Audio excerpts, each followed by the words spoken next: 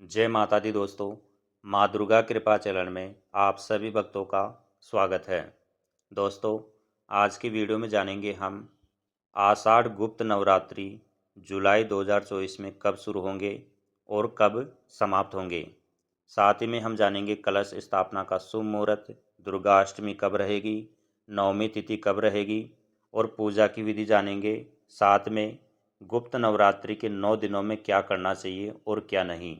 दोस्तों, पंचांग के अनुसार साल में 2 बार गुप्त नवरात्रे आते हैं।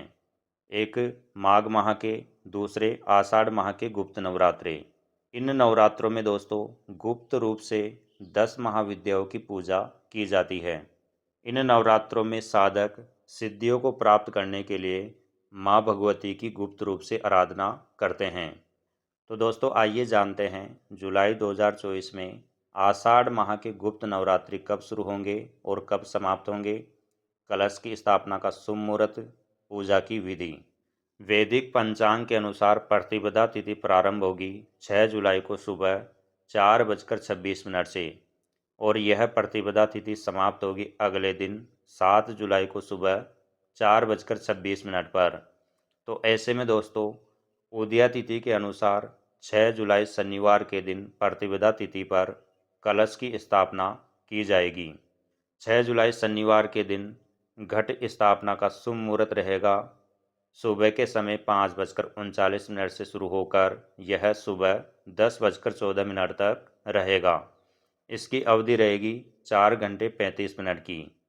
दूसरा कलश स्थापना का शुभ मुहूर्त रहेगा जो कि अभिजीत मुहूर्त रहेगा दोस्तों, दिन में 12:04 से और यह दोपहर के 12:59 तक रहेगा।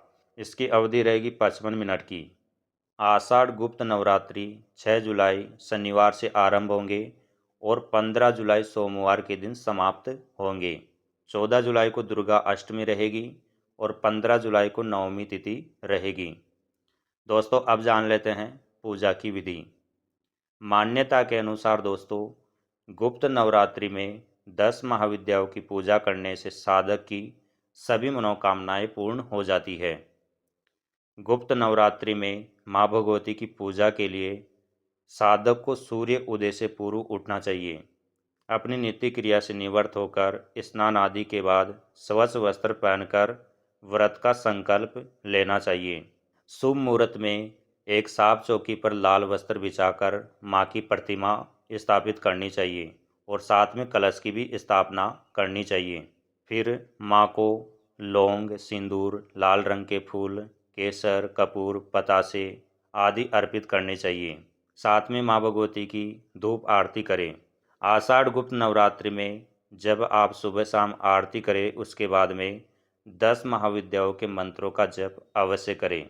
अगर आप विशेष उद्देश्य से अनुष्ठान करना चाहते हैं किसी विशेष मंत्र का तो आप कर सकते हैं। इसके अलावा चालीसा का पाठ, दुर्गा सप्तशती का पाठ आप कर सकते हैं।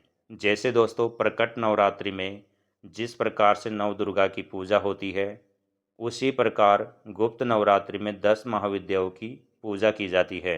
यह 10 महाविद्याओं की पूजा गुप्त रूप से करनी चाहिए।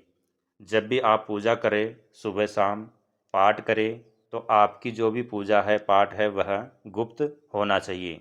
किसी को पता नहीं चलना चाहिए कि आप कौन सी पूजा कर रहे हैं, कौन सा पाठ कर रहे हैं, कौन से मंत्र का जप कर रहे हैं। दोस्तों जो भी आप कलश की स्थापना कर रहे हैं, घट स्थापना लगा रहे हैं, चौकी लगा रहे हैं, वह किसी अन्य व्यक्ति को दिखाई नहीं देनी चाहिए। ऐसी व्यवस्था आप करें। दोस्तों अब जान लेते हैं गुप्त नवरात्रों में क्या करें और क्या नहीं।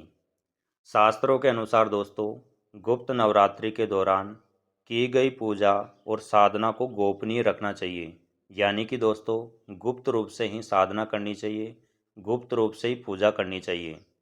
पूजा में माँ को लाल फूल जरूर चढ़ाना चाहिए दोस्तों, लेकिन दोस्तों माँ को आग के फूल और तुलसी नहीं चढ़ाना चाहिए। गुप्त नवरात्रि के 9 दिनों तक सात्विक आहार लेना चाहिए। इन दिनों में तामसिक भोजन का सेवन नहीं करना चाहिए दोस्तों।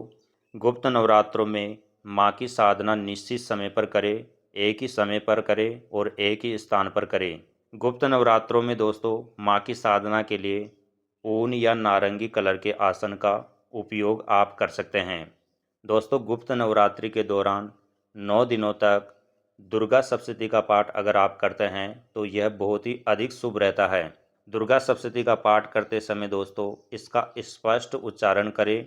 अगर आपको उच्चारण नहीं आता तो आप हिंदी में भी कर सकते हैं। नवरात्रि के दौरान पूर्ण रूप से ब्रह्मचर्य का पालन करना चाहिए।